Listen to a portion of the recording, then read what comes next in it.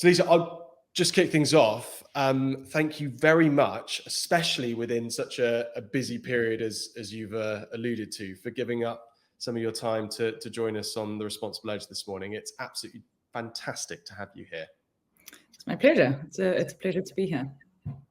And I know that we spoke just beforehand about the fact that this is your first podcast. So as alluded to, you heard her here first is how I'm going to describe it to our listeners, which is an absolute delight. And obviously you did mention that you're possibly looking at setting up your own podcast at some stage. So hopefully this experience will inspire you to do that more so than put you off. But Lisa, let's kick things off. Always really keen to sort of get an insight and sort of background on you. Our listeners are always really keen to hear, like, you know, the juiciness of the human story, if you like, as much as possible. So feel free to start wherever you like in terms of higher education or into your professional career, or even earlier if you'd like to. But yeah, just take over and give us an intro into you. Perfect, thank you. Well, I've been in the sustainability field for most of my career. Really always with the sort of question in the back of my mind, how can we change the system? So I guess for most of my life, I grew up in South Africa. So this is a melting pot of a lot of the global issues that we see are really very alive in South Africa in day-to-day life for many people. So always had this question of, you know, our system isn't quite working, to say it very nicely, or actually that there's many things very wrong with our system. And I had this drive to understand how the system works and kind of how can we imagine a different future. So my first kind of real grappling with these questions was studying economics. And I think a lot of people go into study economics with the idea of I'll become an investment banker and make a lot of money or whatever the case may be. For me, it was always really about, you know, I see economics as one way at least to explain how the world works. So it's a set of institutions that we all buy into that really have the impact on the technologies we create, the businesses, the systems, the outcomes. And I really wanted to understand that with this idea of if I understand this, I can, you know, I can change the world. I was very idealistic when I was younger. And this really kind of opened up a lot of concepts to me. So if we see economics as a tool to understand how things are currently now and why, and also how can we start to change things like GDP being a really bad measure of progress, which we're actually using as a proxy for well-being. But we've seen that it's really not. And how can we start thinking more about something like the economics of well-being, or integrating the depreciation of natural capital when we grow, or integrating some of the positive social externalities like investments in social capital. You know, our economic system isn't taking this into account. I got really grasped by these notions. Also, something very alive for us all right now is the social cost of carbon emissions has historically not been accounted for. It's been free. So, and then really thinking, you know, how does this play out in different levers? So my big love throughout my career has been sustainable finance and the concept of ESG. Obviously, this applies to corporates also, but it's really about thinking, how can we understand the environmental and social costs and impacts of companies and start taking that into account in financial decision making. I mean, like, yeah. Sorry, go on. No. I'm sorry. That was awful. That was one. I didn't wave my hand. I didn't give you a note. We'll edit that little bit out. But I do want to take you. You're not going to get away with that easily in terms of skipping over sort of your higher education or your earlier on experiences. I want to take you back to South Africa.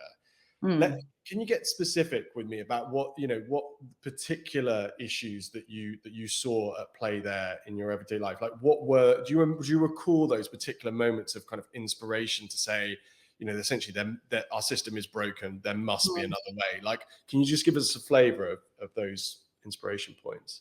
Yeah. Well, I mean, not to be a downer, but a lot of the inspiration is actually coming from sort of points of pain. So, you know, when you live in South Africa, you're seeing people really struggling every day. You know, we have, I think, the highest Gini coefficient in the world. Every drive to work, you're seeing, people who don't have jobs, people living in poverty. Our economy is very resource focused. Historically, we do have a lot of environmental challenges that are very real. At a certain point in Johannesburg, which was built on mines, we had literal acid mine drainage coming up underneath the city. So it really is kind of seeing the consequences of our global historical, economic trajectory, very alive in terms of the challenges that people are facing, and that's a really nice way to put it. But there is a lot of pain that is felt with the issues that are in our system, and in South Africa, you can feel it. It's actually an emotional experience, and so the inspiration kind of comes from this feeling of we have to be able to do better than this. It's a feeling of injustice. It's a feeling of I think injustice maybe is a very good word for it. That there have been historically in the form of different countries, and in South Africa in the form of different classes, I guess, beneficiaries of the system, and then those who don't get to participate in the fruits. And Lise, when you just to give our listeners like a clarity around your late teens, your early 20s at this point when this really grasped you, or was this something that was kind of sort of developing throughout your childhood? Did you just sort of become more increasingly aware of this, and then it got to that point of what do I do next? And you identified, I think brilliantly, should I say, that you said, well, look, there's lots with that sort of sense of injustice, that sense of kind of things are broken in the system, that especially if it's a motive that lends itself to activism, or that lends itself to perhaps going down some other more traditional routes. For you to have identified the financial world, the economic world, as being one of the most significant levers that you could look to influence, if you like, to enable change, that's fairly unique. I presume we had a maths wizard, that growing up that sort of thought, right, I need to apply my thinking, if you like, within that sort of logical space, if you like, to something that I really care about. But I've just given you loads of information about you that you might be sitting there thinking, no, Charlie's got it completely wrong. So just comment on what I've suggested there. Yeah, I think that is true to a certain extent. For me, it felt very empowering to be able to say, okay, I'm going to tackle the levers of the system, where I'm really going to try and understand what's going on here. But probably also just from a pragmatic point of view, I think that if we really are going to change things, we do need to really understand the levers, the incentives, the way that the world works right now. So it's almost with the feeling of tackling things head on. And also, I think I just personally got a bit of a fire in my belly from, for example, having loving fights, maybe let's say, with a lot of my peers at the time, who were. I think things have changed over the years, but at that point, still sort of, let's say, a hardcore economists, a hardcore sort of let's make money and let's have a good time. And they used to love, they could get a rise out of me so easily. This kind of fueled me even more to say, we are going to change things, and sustainability is important, and the economic system is screwed. And I think I got a lot of fire out of it at the time, working in that space or engaging with that space as a student.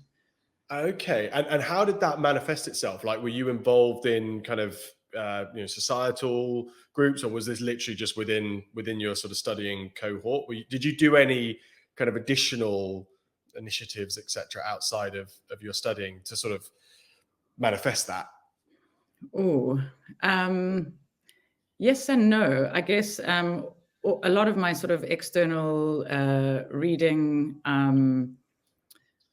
I was very interested in documentaries, for example. How can we tell the story from a different angle and kind of invite people to really understand this from a more personal view? Was a big passion of mine at the time.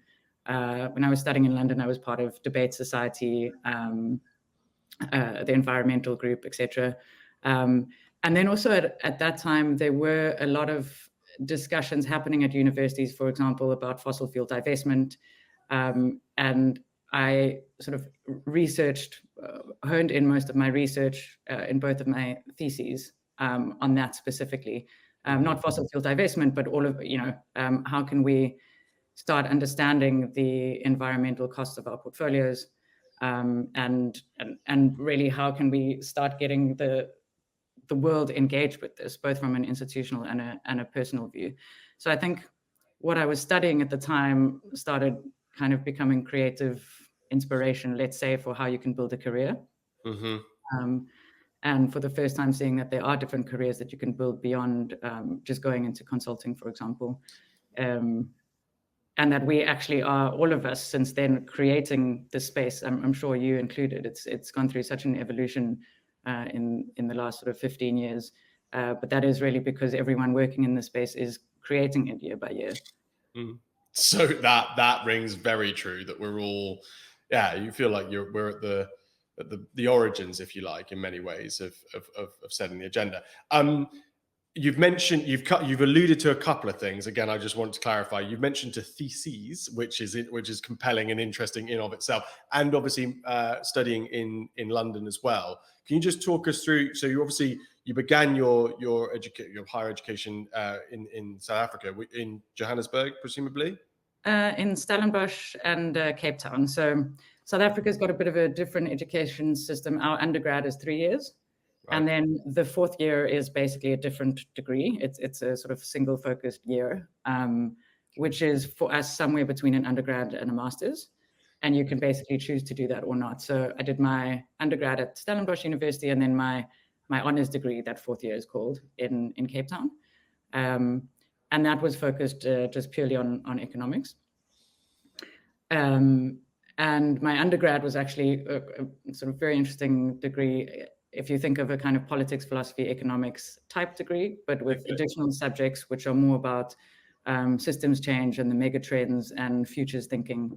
So I think that really laid the foundation of kind of trying to see the world as a system with a lot of complexities and a lot of trends, and that there are different ways of sort of intervening. And that was really where sort of economics became a big focus of mine. But then my master's in London was environmental economics, which is basically, in a very short nutshell, the study of how we can start integrating the externalities of the economic system into national and corporate systems, for example. Climate change being a very good example of that. How can we start understanding how, when we create growth, we are often depreciating things like nature, but we're not accounting for that.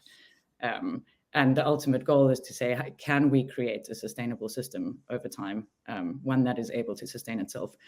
It makes a lot of sense, and it sometimes blows my mind that we don't think more in these ways naturally. When if you're depleting the very thing that an economic system is based on, and you're not really tackling this, it really speaks to humans sometimes. I was going to ask you that.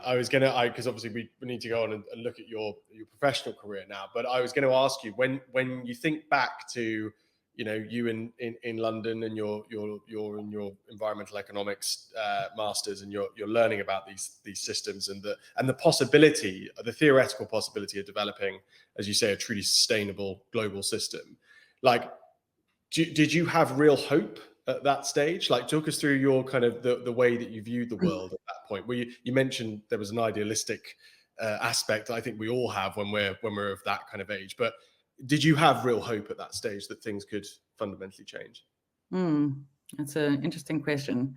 I think I have always been, and I am, a person of both and. So being able to hold two very opposite but true things at the same time. So I think I've actually always been a bit of a pessimist in a way. I really do think sustainability is a hugely wicked problem with not many definite solutions.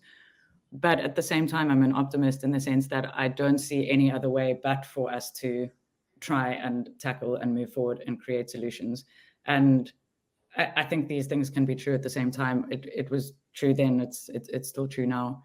But what I did find interesting, what started shifting at that time, was this difference between what we really hold true in our hearts, let's say, versus what is the pragmatic way to go forward. So There's another school of thought or field called ecological economics, and that's let's say assisted to environmental economics, but takes a very different worldview in the sense that it intrinsically values nature, and it sort of says we shouldn't have to put a value on it, literally a financial value, for it to be integrated into decision making. We should see ourselves, which I believe we are, an intrinsic part of nature, and our systems should be based on that belief rather than putting a financial value on nature, very simply put. And I would say I am an ecological economist at heart rather than an environmental one. But I don't see, we need to start from where we are. And we're in a system with extremely strong power dynamics and incentives and inbuilt ways of working. And so I think at that point, I kind of made the decision to accept that we have to start where we are and work within certain systems and use the levers that we can, even if, ideally I would have the whole, we would see humanity upgrade its consciousness in the next 100 years and we would solve these issues in a very different way. But, I don't think that's happening. I think we've had a very brief little insight there into our magic wand response at the end of the show, which we'll obviously come back to. Lisa, I love the fact that what you've described there is essentially just having a realistic, perhaps, pragmatism at the heart of, and I love how you say that you can ultimately, both positions can hold true. You can be realistic and you can still be optimistic regarding what could happen with the right pivots, the right moves, etc., the right systems developments. I think that's a really strong message. I'm doing the classic thing though of bringing you back to kind of uni days and not getting it. It's great. It's a lovely reflection time for me. So yeah. Good. Well, I think I think that the reason why we do this, and we might cut this out, but the reason why we do this is because I genuinely think that the stories of like what inspired people like yourself to do what you do, I think those can be really helpful for people out there that are thinking about what they want to do with their careers, or perhaps they're getting to a point where they're needing to pivot and they're thinking about the inspirations behind what they're doing. And I think that message in of itself of saying, look, you can be realistic with the world as it is and still integrate that optimism and still be part of ultimately moving the dial and being a significant contributor towards the solution. I think that's a brilliant message. So I'm really pleased that we've dived into that. I am, though, going to move you forward. So you're in London, you finished your master's. I feel like there's more academia on the agenda from there, but just talk us through kind of what happens next. There's actually not more academia since then, although I do think that's on the cards going forward. Okay. Part of what I delved into during my master's was GDP as a poor measure of progress and different ways of looking at economic growth, and got really interested in Bhutan as a country. And I'm not sure if you know the history there, but they have basically taken the view of measuring happiness alongside GDP, and with the purpose of integrating that into economic planning. So if we think that GDP is ultimately a means to an end, and that end is meant to be more sort of societal well-being, they have kind of said as a country, we can see that this is not really happening as it's meant to around the world, and we're going to sort of consciously measure happiness and integrate that into planning. So I spent 6 months there after my master's, just to really try and understand how, does utopia exist? Can a system that works differently exist, and how can we sort of take some of those learnings into how we are working around the world? So I took a bit of a sort of, let's say, break to do that. And we could probably spend a whole hour talking about the insights and reflections on that. But ultimately came back to South Africa and started working in corporate sustainability consulting. So essentially working with listed clients on their sustainability strategies. And this is really about helping them, understand how their business model needs to change, set goals, targets, get the right data to understand how they're moving against those targets, and to ultimately report that to stakeholders. And from there, moved to Singapore to work with WWF, the World Wildlife Fund. So really getting different I think actually purposefully, in a way, getting different insights from the different parts of the ecosystem, the different levers. WWF being a science-based organization with a lot of expertise in nature and oceans and climate change and forests. And the role of our team there was basically to help investors and banks and regulators in the region understand how they can start integrating this into investment decision making. So I think that time was also pivotal and also correlated with the time in our field, I guess, where I think there started to be an understanding that we need to take into account, let's call it multi-stakeholder and science-based expertise when we're trying to solve these issues. Because there are, a lot of organizations and subject matter experts on all the topics that we really need to grapple. And for us to, let's just call it, create a robust and at least potential to impact sustainability strategies, we really have to take into account the expertise in different fields. And let me, Lisa, sorry to interrupt you there, but I'm fascinated by this. So we actually, our last guest, one of our last guests whose show was, I think, published yesterday, Dax Lovegrove. He worked at. Did you know Dax? I don't know him personally, but I know his. I know of him.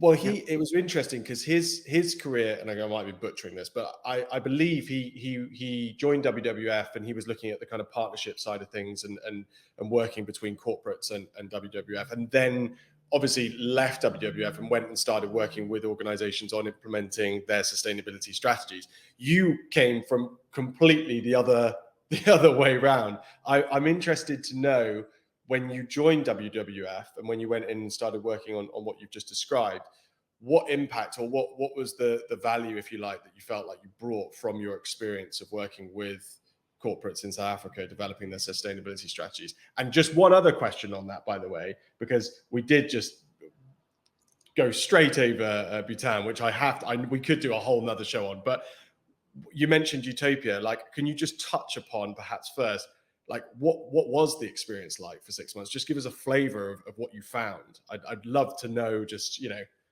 what it was like there. Yeah. Well, I remember saying to someone before I left, if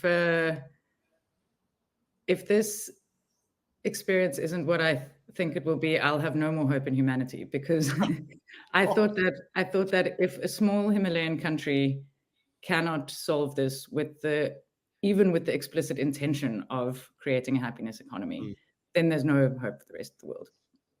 And of course, that was very naive, because Bhutan is not a magical kingdom in the clouds. It's a real country with real people and real developing problems. And it's also incredibly beautiful and vibrant and growing. So it's also both and.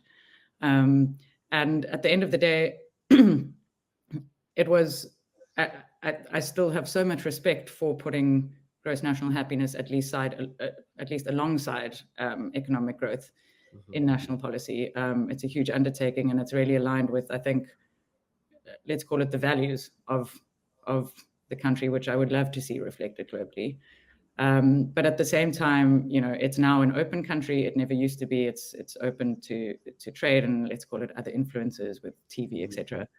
And I think, we had chatted about this. As soon as young teenagers are seeing the Kardashians on TV or whoever else, and that there is some sort of standard that we are told we need to reach in terms of consumption and how we live, this does reflect in what people want and what people expect out of an economy. And this was also a time that it became a constitutional monarchy. So basically, prime minister to stay in power does need to have the popular vote.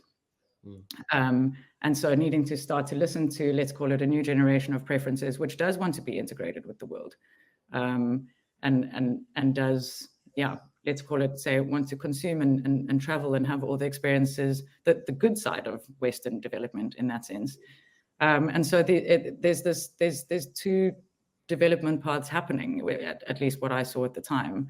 And I guess it got me very realistic about the fact that it also, people do have the urge to develop, and Western nations did have the chance to develop, obviously not taking into account the future costs of it. And this is something that the world has to grapple with now. Yeah. And Lisa, I feel like we could go off in so many directions here, and I genuinely feel like we need to do a mini series. If we could afford your time, we would. But let's move on and get positive with it. So you're okay, and then you move on and you're working in South Africa and you're working with these corporates. Can you take us back to then, as I say, that first question I asked in terms of the influence that then had on the work that you were doing at WWF and what you kind of drew from that experience? Yeah. I think the first thing is to understand what needs to be in place within companies for this work to actually work, make an impact. So little insights like sustainability interventions and strategies are not going to happen unless they have buy-in from the top. Things like companies can have all the best intentions and so can investors, but if there's not supporting regulation and a supporting environment to kind of level the playing field on certain standards, we're also not going to get as far as we want. And that's also, I guess, bringing in some of these pragmatic truths, I would say, or necessary conditions for change, I think is quite useful when you're working in the NGO space, because it allows you to craft your strategies and interventions according to that. So we had, for example, different work streams in our team, but one of them was engaging with financial regulators for exactly that reason, because we're not going to, for example, convince Southeast Asian banks to stop funding certain palm oil projects without sustainability standards if the bank next door will still carry on doing that, because obviously this is a competitive environment. And so really this idea of creating the level playing field through regulation became very apparent to me in very tangible ways. Southeast Asia then is also, like South Africa, a melting pot of challenges and opportunities, and where these issues are very alive. So it was interesting to kind of get stuck into some of these issues in that region too.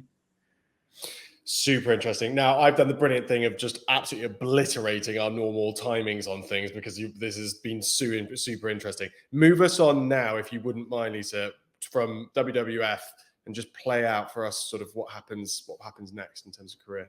Yeah. So for the last 4 years, I've been leading sustainability analysis at Danish fintech Matter.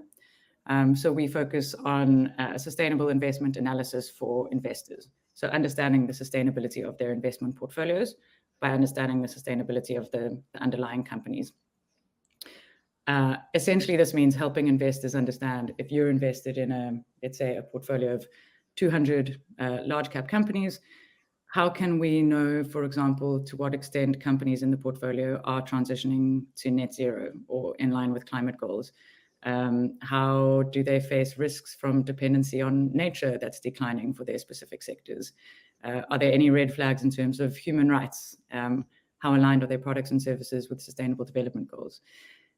These sorts of questions we develop through, answers, I guess, questions and answers. We develop through data sets and then a platform, so a technology platform that allows investors to screen their portfolios and do a whole bunch of other interesting things. But the real idea behind working in this space and working with finance sector players is really, if we sort of go back to systems change, behind every business model or technology or problem or solution is the flow of capital and the expectations that capital sets. So, in most of the 1900s, there were no real expectations on capital other than make me money. There has to be a certain return. And today we're slowly starting to see that change. So capital is coming with social and environmental expectations, both, early on, really from a risk perspective. So understanding that some companies, for example, will be really hard hit by climate change. If not regulation to curb climate change, then actually the physical effects of climate change. So some investors are really just trying to understand their risks, but more and more we're seeing it's actually really trying to answer these questions of which companies and business models are actually going to try or are actually going to solve the problems that we're trying to solve from a global and systems perspective. And out of interest, Lisa, just on that, and again, excuse my naivety when it comes to all things the investment space, but why are investors interested in that? Like, what is it that's creating that transition, if you like, to organizations? I understand risk; that makes absolute sense from an investment perspective. But why do investors why are businesses beginning to care about the models, the businesses, the technologies, etc., that could be part of the positive change? Yeah. Well, I mean, it's interesting that you say risk is obvious, because I think for many years it actually wasn't. Especially when we were at WWF, I really had to make the case that climate change or nature loss is a risk to businesses. And actually, I think that case still needs to be made in many respects. Sometimes the risk is purely seen as, okay, I think people have accepted there's a risk of regulation, for example, or carbon taxes, or a certain banning of certain industries, ICE vehicles in Europe, for example. That those are clear risks. But I think there's still some work to do about really understanding the risk to society and our economy and businesses of nature loss, for example. What happens when the bees die, very simply, or what happens when droughts are popping up around the world in places where they weren't before. I think there is still some work to do there. But I think the other levers on the opportunity side are much more educated and much more rallied sets of stakeholders, whether that's the ultimate beneficiaries of funds themselves or individual investors. So, for example, you and I are ultimate beneficiaries of pension funds, and there's been a lot more pressure globally, for example, for pension funds to take into account the preferences of investors. And actually now in Europe, it is a regulatory mandate to understand the sustainability preferences of investors. So I would say the real levers are kind of stakeholder pressure, regulatory pressure, and then maybe just from a sort of pure business model point of view, there are, of course, opportunities that are popping up around solving some of these challenges, renewable energy, EVs, all of these sorts of things. But in the classic, innovation curve landscape, not all of the solutions that we need make business sense from a kind of purely market perspective at the beginning. And so that can't be the whole reason. I mean, now renewable energy has gone through that process and costs have come down and makes a lot of sense financially. And of course, we've seen a huge growth in that. But I think some of the other changes in business models that we need to see are not necessarily things that that will naturally attract private capital as the world is today. And there we do need the influence of regulation, and we do need the influence of other stakeholders. So I think those are probably the two major drivers. Lise, that was so brilliantly summarized into terminology and positioning that even I could fully understand, which was brilliant. Let's move on, if possible. We're going to come back and talk about matter at the end, but could you possibly just introduce to our listeners the article that we shared with you from BCG, just giving just a flavour as to what the article covered, and perhaps just picking out from your perspective, and I think it lines quite nicely with your previous response, what were the most kind of salient, most interesting points that you pulled from the piece? Yeah.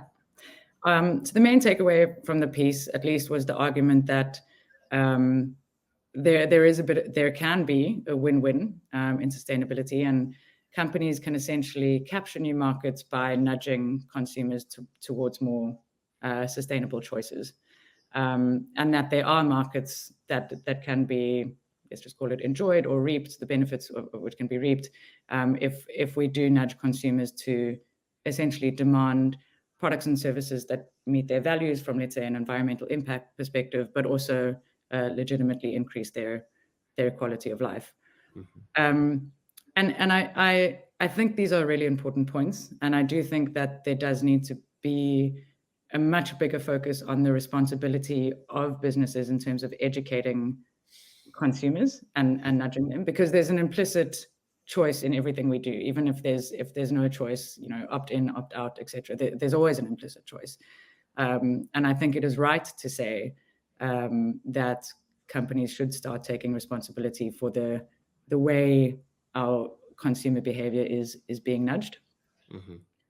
I think something that wasn't adequately captured in the article, though, is this elephant in the room of we can't just switch to ethical consumption and still grow consumption endlessly, at least with the current system and technologies that we have today. And so no one is really having the conversation about, should we just be pushing consumption and consumption and consumption and growth at all costs?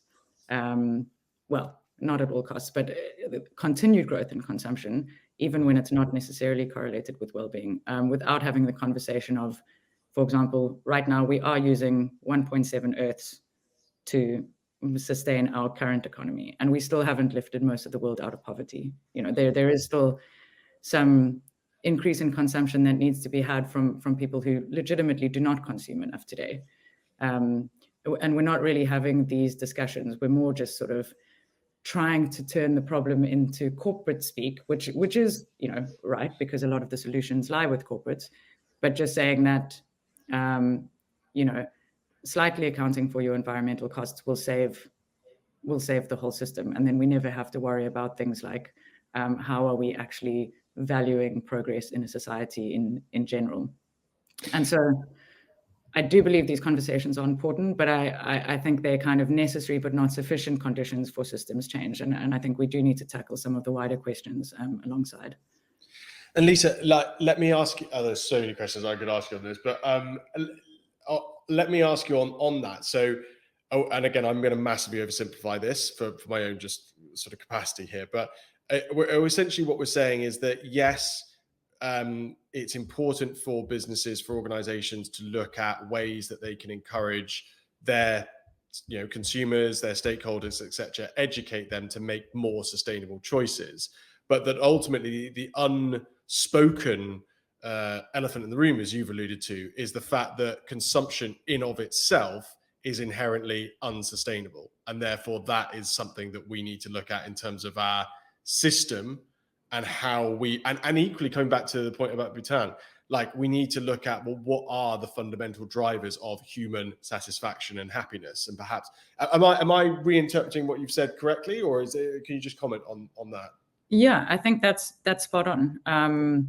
It's that, of course, for every individual company, an individual company cannot change the system in that way. So I think what is within the power of a company is to say, I'm going to make sure that my products and services are aligned with the types of products and services that are required in the future we want to have.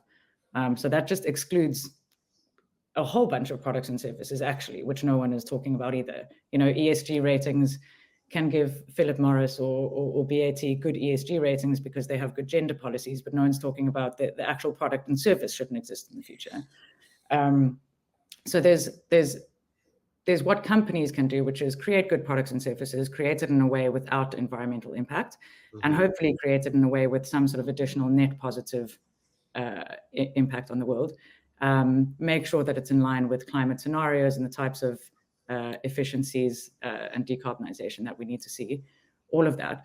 But at the end of the day, and this is where the wicked problem comes in, and why we do need to think sort of more systemically, is that a company has shareholders, and the way the world works right now is that a company needs to make money for those shareholders, and actually, it gets even more wicked problemy when we realize that we are those shareholders, and we need pensions, and if we don't have pensions, they're going to be a whole other bunch of issues in the future in terms of sustaining sort of the social part of the challenges that we're trying to solve.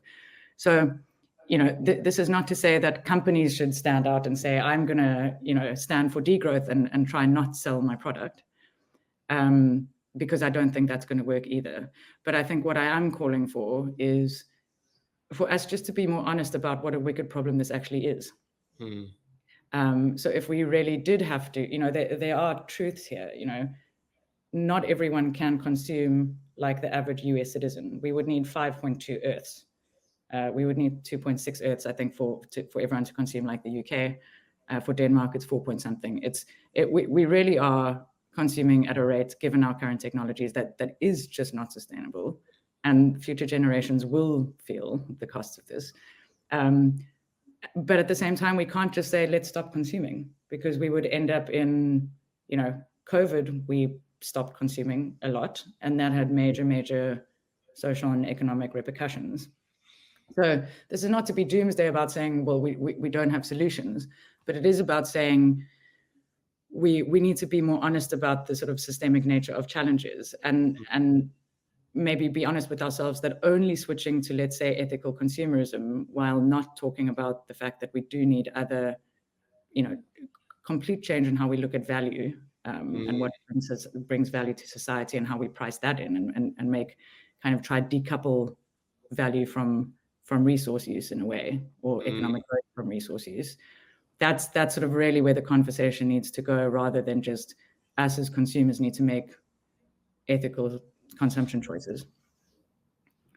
And that Lisa, which you, I mean, I feel sign me up. I mean, it truly sort of, it's so obvious. It's when you describe it in that way, it's so obvious and clear that this is needed. And so is it, again, can I summarize it as we need to look to shift our collective consciousness around consumption? Like that is the core and the heart of it. With that in mind, Lisa, have you been involved in or come across, or can you touch upon maybe some of the work that you're doing at Matter that relates to that in any way? Is that something that's just personal to you, or is that something that's playing out in terms of the work that you're doing? So on this side, it's more personal to me. And I must say that, I mean, I have done my own personal carbon footprint. And, I am vegetarian and these sorts of things, so I make changes where I can. But my personal carbon footprint is completely shot out because of flights. And this is something that I struggle with, but it's true. And I do still fly too much. But what we're doing at Matters is sort of taking another lens and saying, of course, consumption is important. And this is something that a lot of really good organizations are working on. And I think a lot of people are working on for themselves. But to really change the system, we also need to tackle it from the other side and asking where the flow of capital is coming, because this dictates, how companies might be able to innovate into different technologies, or how quickly they can become more efficient, or open up new business lines, or whatever the case may be. And so really we're saying, it's all good and well to make all the sustainable consumption choices that we need to, but we also need to look at where we're investing.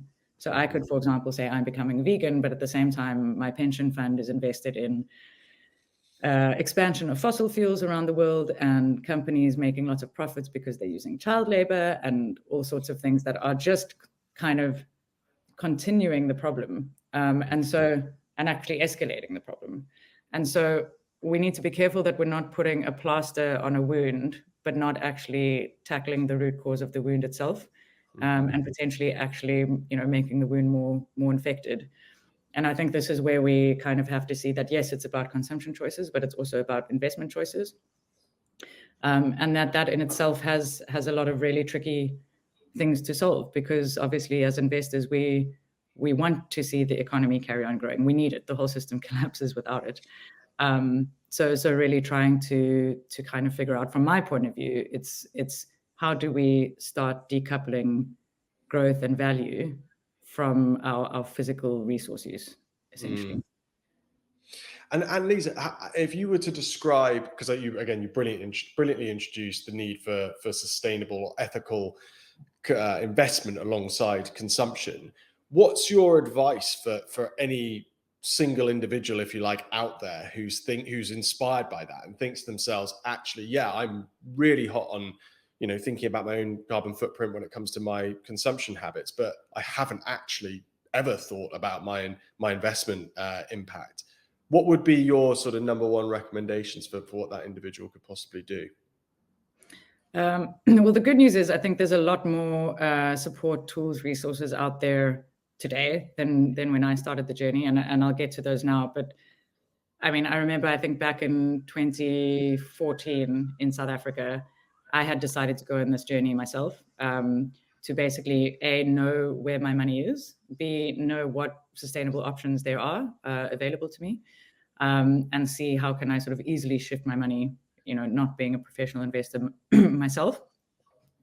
And I went through a process of emailing every single one of South Africa's asset managers, especially the ones that had signed up to the Principles for Responsible Investment, which is kind of the global body for commitment to responsible investment. And I told them that I was looking to move my money to an asset manager that could offer me some sort of sustainable product. And the responses that I got were so infuriating and interesting that I ended up writing an article about it for South African News, because it ranged from some very well thought out responses of, what funds may be available, their pros and cons, to what extent they integrate sustainability, to some of the asset managers at the time saying, I don't know what ESG is, or we don't have any funds, or we don't have any processes in place, or, to some not responding at all. And these were self-selected PRI signatories. Right. So this is just an indication of actually, a couple of years ago, it was a lot harder to try and navigate this space as an individual. Today, there's a lot of supporting regulation and frameworks and tools out there, I guess. But the first step is just to know where your money is and potentially engage with the financial institution that is managing it. In Europe now, this is mandated to try and understand investor sustainability preferences. So we have come a very long way. So this part will almost happen naturally, at least in Europe, not in the rest of the world. I don't know where people are listening from, but I would say to first either ask the questions or get clear with what your preferences are. Ask what options are available to you to move money, because there are a lot of different types of sustainability funds. But I think the real important thing is, which is the challenge that Matter has been working on for the last 5 years, is that it only matters if you're moving your money into a sustainable fund insofar as the definition of sustainability within that fund is something that you believe in and something that actually is in some way sustainable. Now, for the last 10 years, this has been an absolute wild, wild west. Investors were able to create and market and brand funds as sustainable when actually underneath it was very difficult to justify. There was still a lot of, let's call it, unsustainable companies in there. Mm-hmm. Because the definitions were, there was no real guidance or no real watchdog to really check on that. This, again, in Europe at least, and also coming up in the UK with the Sustainable Disclosure Regulation, that is also now being mandated. So investors are not going to be able to market any fund using the name impact, sustainability, etc., without some very clear reporting and categorization rules. So we really have come quite a long way, but I would say the first place to start as an individual is to kind of know which questions to ask. And actually, I'd go so far as to say that I would be happy to make a little cheat sheet for you, which you could share. But just to understand the types of questions that you should be looking at, because not all sustainable funds are made equal. It really comes down to how has this asset manager, for example, defined sustainability? How have they picked what makes a company sustainable? And you've really got to know what you're looking for there, because there's a lot of, it's easy to get to not know what questions to ask, or to understand really how things have been calculated or what rules or thresholds, for example, have been put in place. But yeah, just to say that is changing now, and we do welcome a lot of the regulation that is trying to clean up this space. But it's really interesting because, again, I'm going to put words. By the way, cheat sheet sounds absolutely fantastic. We'd love to have something of that nature. It was really interesting when we were talking about consumption before. You were talking about the responsibility of companies in order to educate customers around sustainable choices, etc. Does that then, in what you've just described, apply within the investment space too? And is that something that Matter's looking to kind of lead on?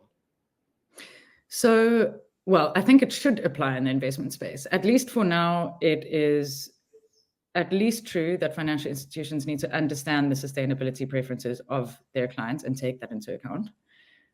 It's not necessarily true that they have to educate them if those preferences don't exist or if those preferences might not be well formed. I would love to see the world go in that route, although I do think other stakeholders like NGOs are doing a very good job of educating or creating an educated set of preferences globally.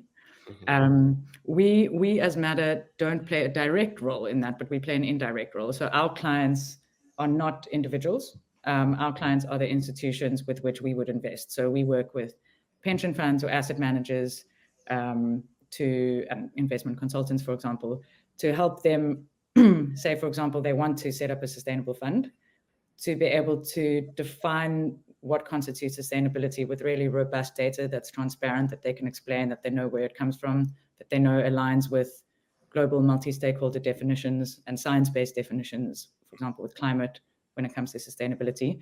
And also to create tools and data to allow them to properly report on and communicate that impact, either to their institutional or individual clients. So I would say, it's up to our individual client, how they do that and how far they go and what types of funds they create and how they engage beyond regulation with their stakeholders. But we see our role as creating transparent data that's in line with multi-stakeholder definitions of sustainability. And that's, let's call it sort of transparent and publicly accountable, rather than our own view of sustainability that we made up, which is essentially what ESG ratings were 10 years ago. Different institutions making up their own definitions of sustainability. So that's really what we're trying to solve. I'm with you. It rings very true to the work that we're doing in our little narrow piece, if you like, relating to the Anti-Greenwash Charter and the requirement for us not to ultimately pass judgment, if you like, but simply enable the transparency with which an organization wants to communicate the credentials they present. So yeah, that aligns perfectly with that. Lise, I've done the classic thing again of obliterating our kind of aiming for 45 minutes. I feel like there were so many other questions I could go on to. I do just want to ask you, before the magic one question, you mentioned, I think brilliantly, and we talked about it earlier, regarding your outlook and how, you've always managed to maintain this kind of, this pragmatism coupled with, grounded, I call it grounded optimism, I think might be the way that I sort of come up with. How are you seeing things right now? How are things in your view and then specifically, let's perhaps focus on the investment space. Like how do you view things from that perspective? Well, I would still say it's the both and.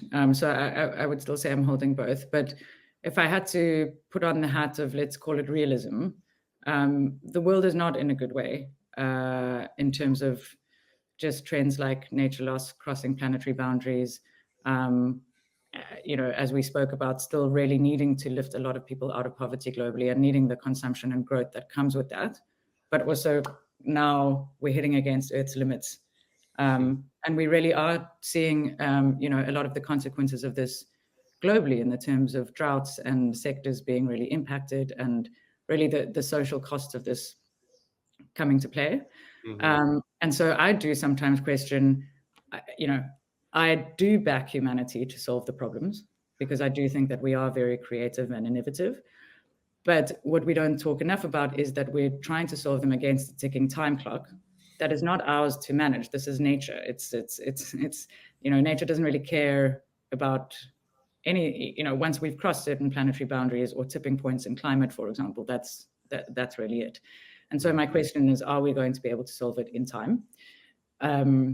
But where I see it going, at least, and I know, we haven't dived into the whole ESG backlash and the inflection point that ESG is at the moment. So maybe I'll just weave this in there.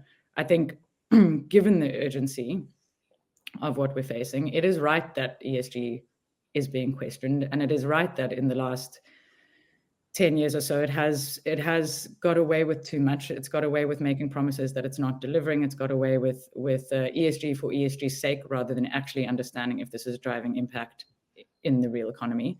And what we're seeing now is really a lot of levers to try and fix that. And so we, for example, at Matter, and I personally welcome this ESG backlash. I don't see it as a threat to ESG. ESG cannot die. These issues are real, climate change and all our social issues and nature loss. We can't just imagine these issues away. And so the question becomes, we do have to, and this is where the optimism comes in, we do have to carry on trying to tackle them. I mean, unless we want to give up, but that's not going to happen. And so everything about increasing regulation now, even though there have been hurdles with implementation in Europe and globally, increasing stakeholder pressure, all of these trends, clamping down on greenwashing, increased focus on transparency and robustness of how we measure things and report things. They are all incremental, necessary, maybe not sufficient, but definitely necessary steps to move us forward. And so I keep my hope basically by just saying we can't do anything else but just try move forward in the ways that we can and contribute to one part of the puzzle in making that better and more transparent and sort of contributing to the further evolution of the space. Which, coming back to Lisa, beginning of career, thinking about, well, what's the lever that I can pull that can have as much significant impact as possible on systems changes you've alluded to throughout the episode. It sounds like the work that you're doing at Matter is very much aligning with that intention, if you like, from an outsider's perspective. Lisa, I'm going to have to call it on to the final question here. It's the magic wand question. I think to be honest, you've given like, I think 2 or 3 maybe already during the episode where I've just thought, that's a magic wand. But I'll ask you for one now. If we were to hand you that magic wand and you could change one thing about the commercial world this instant, what would that one thing be? I will start with a semi-joke answer, which is actually not a joke, but then I'll give you my real answer. I think I have now accepted the need for a global benevolent dictator, because that would solve things. If we had very strong climate-aligned global regulation and policy that leveled the playing field on everything that we need to do, I think we could probably solve things. But given that that's probably not going to happen and probably would also have a lot of other unintended consequences, we'll sort of put that aside and say, I would say it's really about defining value very differently to how we define today. So not only would that mean really truly accounting for the negative and positive externalities of everything that we do, and really making businesses across the whole value chain, including finance, take that into account. But really just asking the questions of, everything that we develop, every technology and business we should be able to answer the question of, this really is making the world a better place. Do we actually need this? Is it serving a greater value than just, a new plastic egg timer, that's just used a lot of petroleum and things to make. So I would say, a new definition of value and all the accounting that would need to go to support that. Lisa, that's brilliant.